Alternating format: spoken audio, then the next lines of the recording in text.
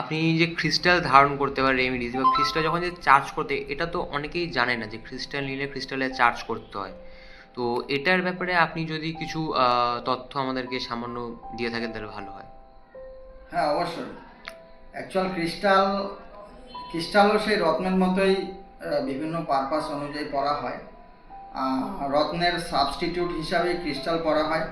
এখানে আরও একটা মজার বিষয় হচ্ছে রত্নের সাইড এফেক্ট আছে, ক্রিস্টালের কিন্তু সাইড এফেক্ট নেই, এই একটা বিষয় আছে। আর ক্রিস্টাল অবশ্যই চার্জ দিতে হয়, ক্রিস্টালকে অ্যাফার্মেশন দিতে হয়। ক্রিস্টাল আমরা অনেকেই আজকের দিনে ক্রিস্টাল খুব মানে প্রচলিত একটা ব্যাপার। ক্রিস্টাল আমরা অনেকেই ধারণ করে থাকি, কিন্তু ক্রিস্টাল প্রথম চার্জ দেওয়াই থাকে। তাই ক্রিস্টাল প্রথম অবস্থায় 15 দিন 1 মাস ভালো রেজাল্ট দেয়, তার পরবর্তীতে ক্রিস্টাল কিন্তু রেজাল্ট দেয় না। কারণ ক্রিস্টালকে আমরা চার্জ দিই না, ক্রিস্টালকে আমরা অ্যাফার্মেশন দিই না। তাই তাই ক্রিস্টালকে অবশ্যই ডেলি রাতে শোয়ার সময় চার্জিং প্লেটে বসাতে হয়। সকালবেলা উঠে স্নানের পরে ক্রিস্টালকে আবার ধারণ করতে হয়। এই হচ্ছে প্রসেস।